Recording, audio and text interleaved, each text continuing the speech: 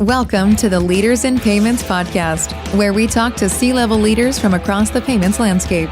We'll be discussing the products and services that impact the payment space today, as well as trends and predictions for the future of payments. We will also hear stories from our guests about their journeys to the top. Because we don't need to educate anybody about the product category. Typically, they're already using fleet cards from the incumbents already, and we're there when they're looking for something that's new and better. But our median customer is, I would say, more like a $4 million revenue business with, say, 12 to 15 vehicles in their fleet.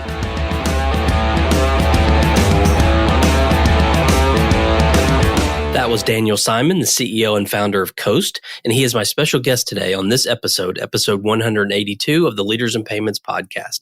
And I'm your host, Greg Myers. Daniel is a Boston University graduate with a law degree from Yale and a passion for building really great software products in complex spaces that make them seem easy. Coast is proactively working to build a financial platform for the future of transportation, beginning specifically with fleet and fuel payments.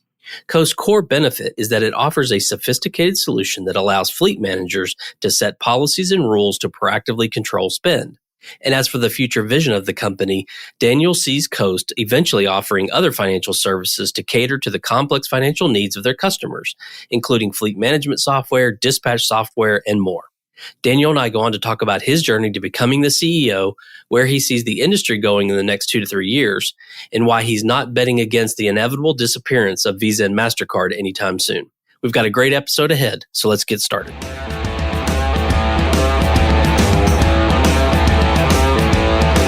Hi, Daniel. Thank you for being here, and welcome to the Leaders in Payments podcast. Thanks for having me, Greg. Absolutely. So let's dive right in. Tell our audience a little bit about yourself, maybe where you grew up, where you went to school, where you currently live, a few things like that, and then we'll dive into your professional journey in a minute. I grew up in Boston area in a Soviet Jewish refugee family.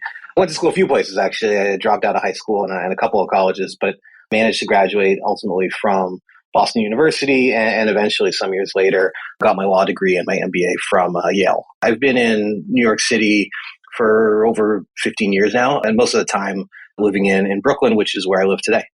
Well, let's talk about the company. Tell us what Coast does. Coast is working to build the financial platform for the future of transportation, beginning with fleet and fuel payments. So if you're a company in the US that owns or operates a fleet of vehicles, and you've got a commercial payments need, that's kind of like the need that's solved in other businesses by your Amex corporate card, or if you want the venture capital backed examples, by Ramp or Brex or Divvy. You need to be able to give your employees something they can use to pay for job-related expenses. But when those expenses have to do with the vehicle, which could be maintenance or gas is the biggest use case, and the employees are your drivers, you have a bunch of specialized needs to prevent unauthorized charges by those driver employees. You've got different employees switching different vehicles or sharing cars. You need line item level detail. You want to make sure that they're buying the right grade of gas. They're not going into the convenience store or the gas station to buy potato chips and cigarettes, gassing up their personal car. This is a massive space that's dominated by a handful of players in the US that are huge and hugely profitable, and at least partly built on decades-old technology. And these 500,000 fleet businesses in the US that have at least half a dozen vehicles have no choice but to use one or the other. But these fleets are frustrated by the basics, like understanding their spend reports, alerting, security, card management, basic customer service. There's been some developments in recent years that created an opportunity now to do something that's truly transformational in the industry, and that's what we've created. We built a modern fleet card entirely from the ground up, reimagined for how it should be if it were born online and spoke a modern, interactive, and digital language. It's easy to use. It has modern experiences delivered over the web and SMS, and it runs on Visa, so it can work at any fuel merchant that accepts credit cards, as well as for non-fuel categories. The core of the product is a sophisticated expense management solution that allows fleet managers to set policies and rules that make a difference for their fleet so they can control spending through the lens of their vehicles and through their employees. And we've been live since the beginning of the year with our initial product, and we're just getting started. We're iterating and adding new features every week. And do you consider yourself more of a software company that has added payments or a payments company that also provides software? That's a really great question. I mean, it depends on the angle from which you look at it. I think either way, we're very clearly an example of the both verticalization of financial services in software and payments, and also just the joining software and payments. So we have this very vertical specific expense management solution that handles the specialized needs of companies that operate in fleets verticals. And that software is the reason that people really buy our product and not say, use their Capital One credit card for the same purpose. But payments is a very naturally embedded extension to that software. In our case, I would say we probably lean into the payments side of things first and sort of build out that suite of software behind it more than some other businesses. Like you might think of if you're Squire and you provide services for barbers to manage their businesses, and then you add on payments processing as a natural piece of that, that would be more of leaning in with software first. But I think it's the combination of the vertical specific software and the payments that's really the theme that Coast is a very good example of. I'm very familiar with that space and sort of the PayFac side of it, just my background. But, I see the evolution of it being offering your customers eventually other banking services. I mean, do you see that as part of your vision in the future? Yeah, that's exactly right. So our customers who operate vehicle fleets have complex financial lives. They care about operating capital. Receivables factoring is a big thing. There's other financial services needs. You can think about driver payroll. There could be a B2B2C story where you're offering consumer banking services, earned wage access for these millions of commercial drivers, that probably some of these neobanks would have a hard time reaching directly, but they're already holding a Coast card from their employer. There's other categories of commercial spend, roadside lodging, QSR, business banking, insurance, maybe even vehicle leasing and financing. The question is, could this very specialized, vertical specific, tailor-made product of the fleet payment solution and the software around it end up being the wedge that gives us permission to build that more holistic financial services platform for the industry? That's super exciting as well. It's really the fact that we're delivering a product just designed specifically for these needs that allow us to layer in all of those other adjacent financial services products and really be that full platform. And is your sort of pricing model, is it based more on SaaS fees, transaction fees, a combination of the two? It's both. So we make money in two ways. First, we charge the fleets a flat subscription fee to use the software. And second, we earn money from the interchange, which is to say that whenever a Coast Fleets customer driver dips a Coast card at a gas pump, that fuel retailer is paying Coast a percentage of the transaction through the Visa network. Okay. And how big is the company right now? We're 30-something people here in New York City. Okay. And you have raised capital. That's right. So we're a venture capital-backed business. We've raised about $43 million in equity capital to date. The seed round was led by Better Tomorrow Ventures, which is a fintech-focused seed fund. And the recent Series A was led by Excel and Insight. And I've also been fortunate to have participation from a lot of the same funds who backed me in the last business. So like folks at Bessemer and Box Group and Graycroft, as well as a great group of new investors and angels. It's a really great group around the table. How do you go to market? How do you get your customers? Do you have a direct sales team, partner channels? How do you acquire new business? Most of our distribution is direct. We acquire customers, for instance, through paid digital channels on the marketing side, and we have an inbound and outbound sales force here in the New York office.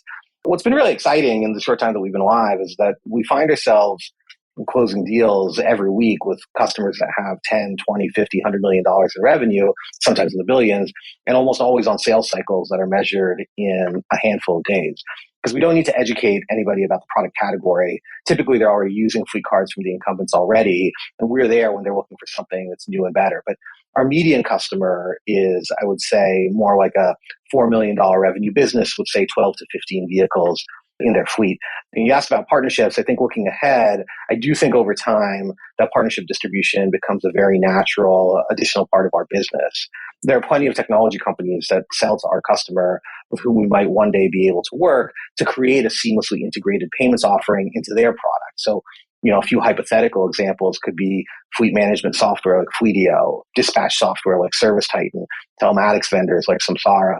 These companies pretty much across the board recognize the opportunity for stickiness and revenue from this kind of a payment solution for their customers, but they're not financial services businesses. And partnering with a company like Coast to handle the complexity on the financial services side could be very natural.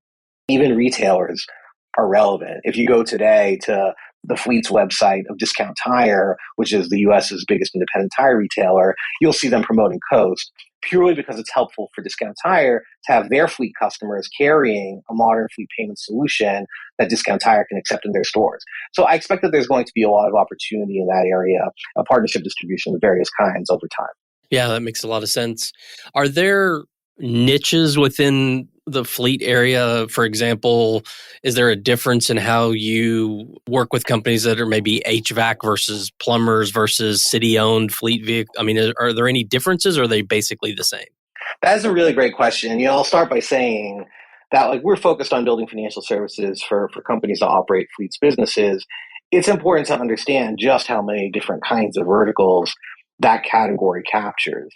Typically, a lot of the time, people hear fleet and they think truck, like a 18-wheeler semi hauling stuff interstate. And we definitely serve those customers, but it's a pretty small minority of our business, and the bulk of which is light and medium duty commercial vehicle fleets, the plumbers basically. So home services, pest control, alarm companies, HVAC, like you said, landscaping, limos, construction, local delivery, school buses, florists. It's a massive world. There's something like 3 million combination tractor trailers in the US, but there are 40 million commercial vehicles overall, with the rest being box trucks, heavy pickups, Mercedes Sprinter vans, and the like.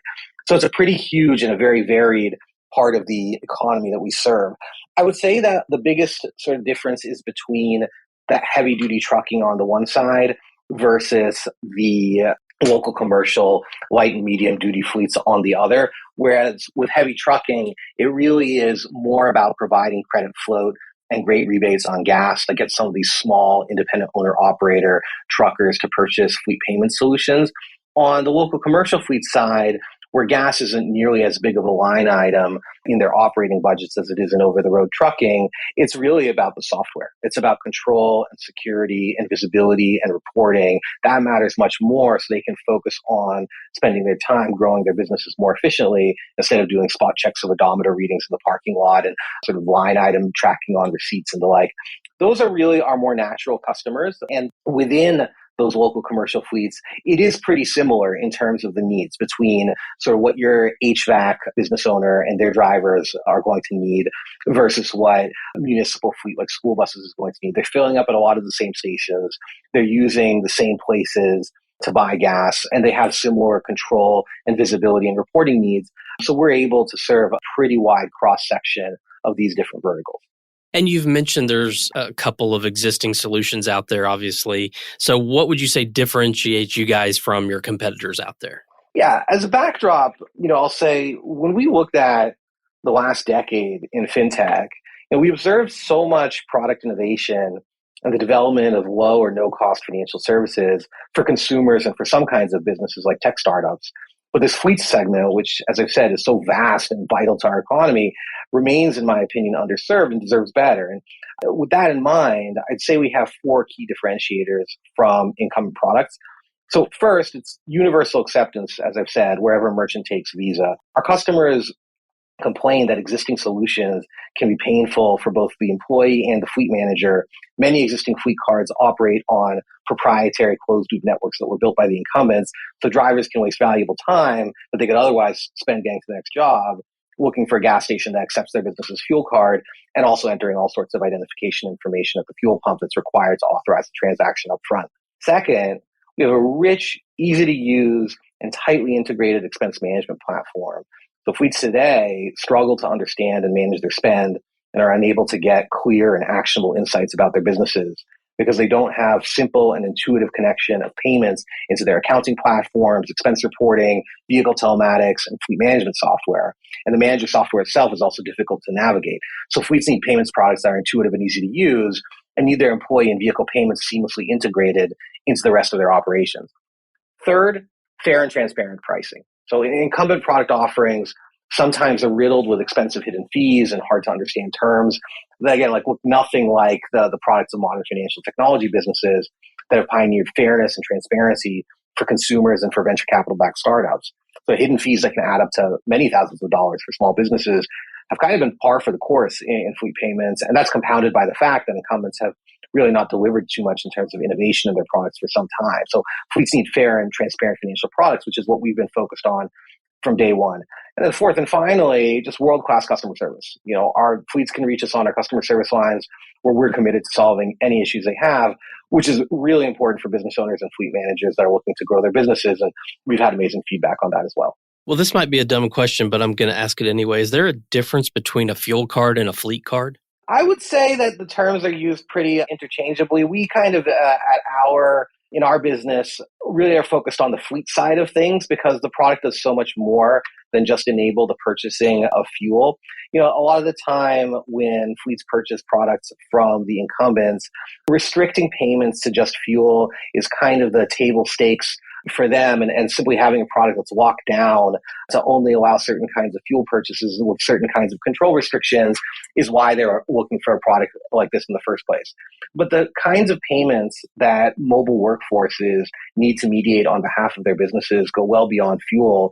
So our product, while it allows for policies that can strictly control purchasing to restricted to fuel or other kinds of controls, it also can be used at the fleet manager's discretion to enable all sorts of other kinds of purchasing that goes well beyond that in terms of parking tickets, tolls, car washes, insurance, and more expensive purchases like maintenance and parts, really trying to solve the expense management needs across a number of different categories for fleets and not just focusing on one of the largest expenses, which is fuel.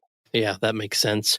Well, where do you see this payments industry? You can kind of answer this in the lens of just payments or, your business specifically in the fleet payments, but where do you see it headed in the next, say, 2 to 3 years? Yeah, I'll say a couple of things, like one about Coast particularly, and also speak about payments generally. So on Coast, we're building the financial platform for the future of transportation, like I've said, but regardless of whatever form the energy that powers that transportation might take. And so today that means paying for diesel gas to fill an internal combustion engine or to power an internal combustion engine.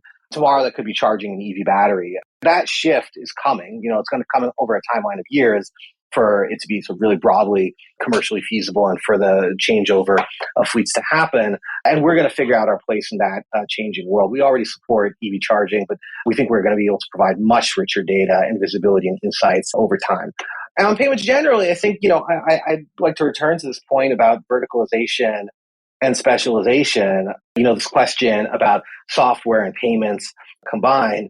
Everyone points to Shopify's partnership with Stripe Connect. You mentioned PayFax, to make Shopify payments as the archetypical example of this every company will be a fintech company idea. And by charging for payments, a major part of their revenue nominally comes from financial services. But it's important to remember that these are not fundamentally financial services businesses. Like they don't want to figure out credit and risk and capital markets and legal compliance, account opening fraud, transaction monitoring, et cetera. Software companies want to allocate this risk and operational burden and complexity to specialized financial services providers while they bring the customer at a low acquisition cost by integrating financial services to a place where their existing customer really needs it. And the software company gets customer stickiness and increased revenue from the combined offering. So, the buy now, pay later space is a great example of this. Consumer purchase finance is a really old model because embedding financial services makes sense. Like the customer isn't looking for a loan, they're looking to buy a couch and they're already there in the store to do that. So if you can offer them that payments and credit solution right then and there so they can afford to buy the couch, the value creation for the merchant and the consumer is a really big win. So the same principle can take hold in so many other software businesses now besides commerce.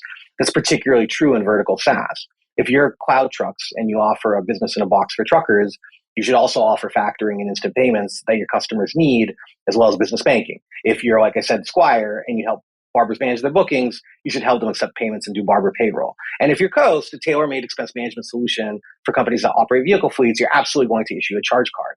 So the offering of financial services is growing more and more ubiquitous across a number of different company categories.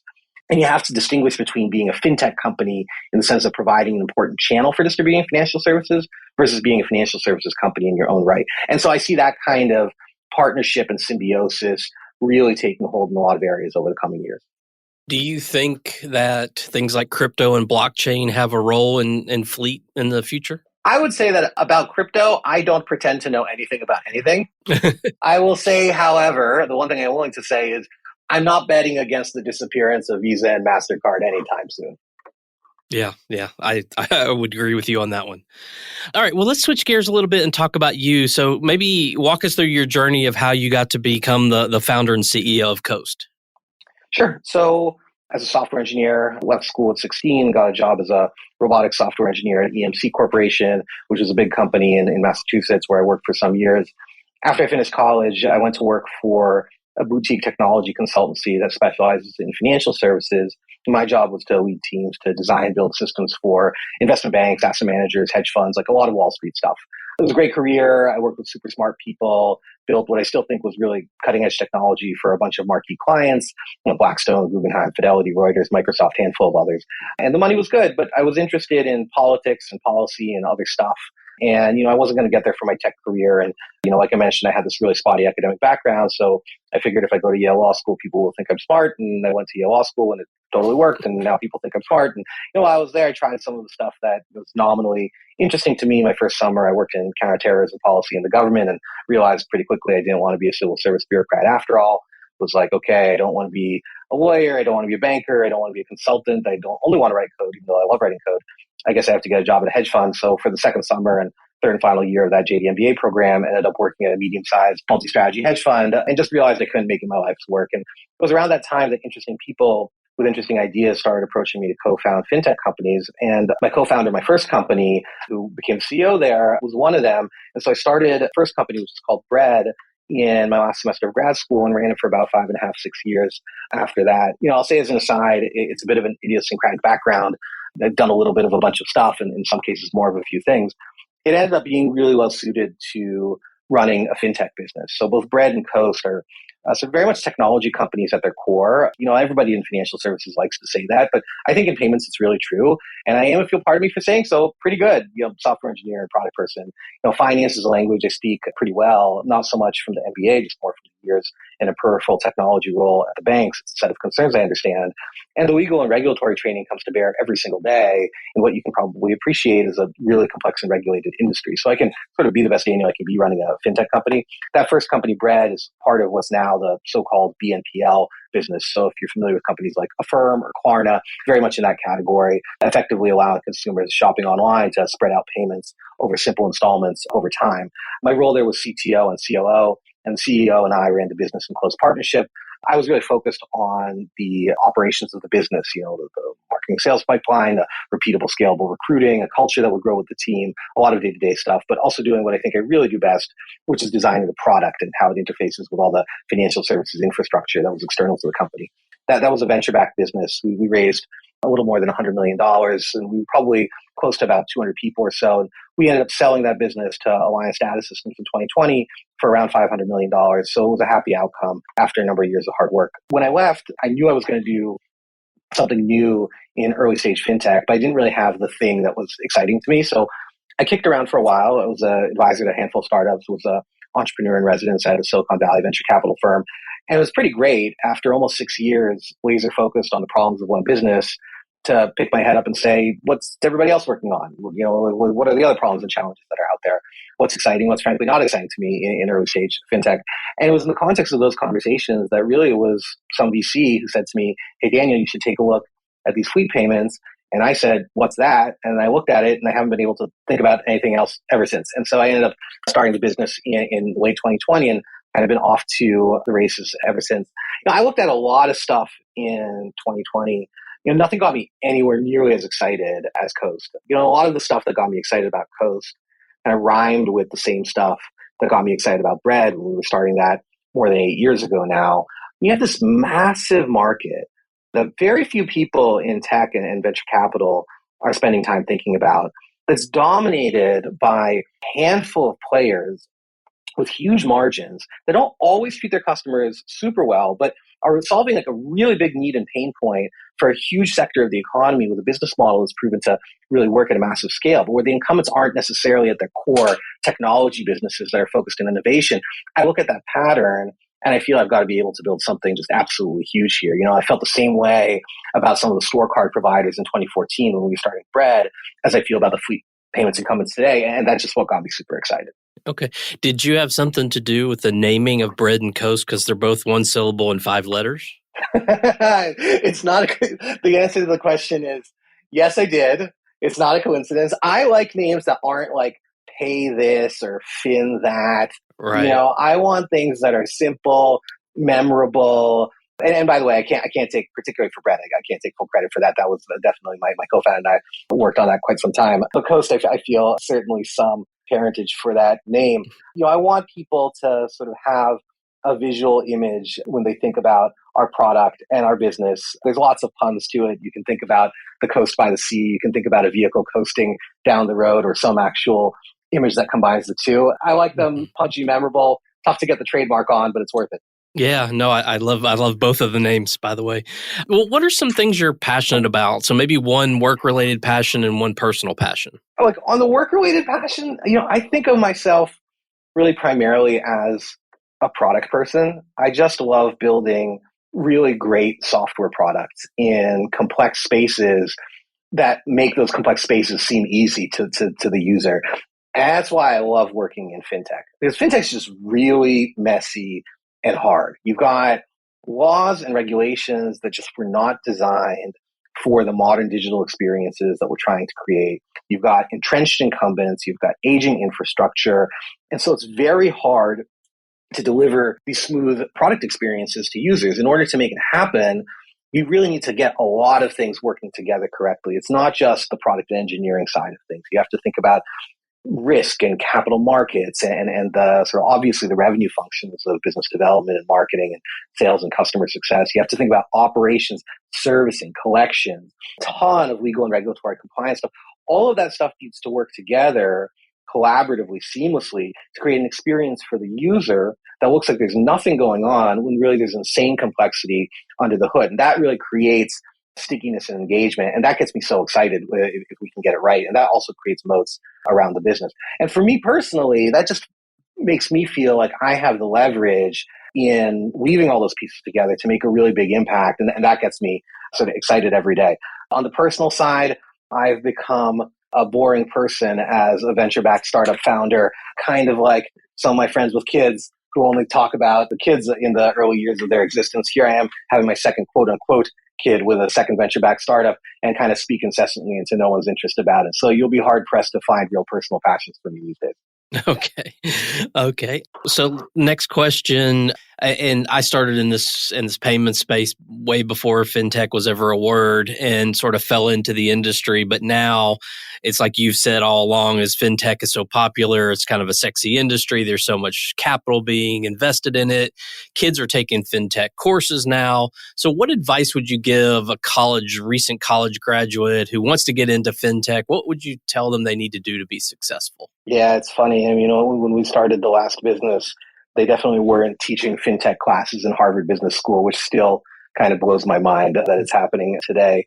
I would say a couple of things. One, if you do get into payments and fintech, when you're building a product and ultimately when you're building an organization, my advice is to focus on what makes your company really different and how you in particular are helping your customers, and not to get distracted by efforts to rebuild and improve parts of your stack that should really be commodity services. In a lot of ways, it's never been a better time to build fintech and payments products. I started a payments and credit company in the first half of the teens, and now I'm doing it again in the first half of the 20s. And it's a world of difference in terms of how much you can lean on great infrastructure products and other providers. In the first business, we built absolutely everything from the ground up because nothing was available in market that could drive the experience we wanted to deliver. So this is a few examples of credit and fraud decisioning, an AML and KYC compliance framework and enhanced diligence, direct and sometimes very cumbersome and difficult integrations with legacy downstream data providers, batching the money movement over ACH and other rails in all directions, payments reconciliation, settlement reporting, the list goes on. And it was really difficult. It took a lot of time to launch. And you always needed to devote a team and money and time and attention to fixing and maintaining it all. When none of that was what made us special at all. Like what made us special was creating beautiful and simple, engaging payments and credit experiences for merchants and buyers. So it's so much better to launch a fintech product now. There are solutions like those from Alloy for decisioning, Modern Treasury for payments and reconciliation.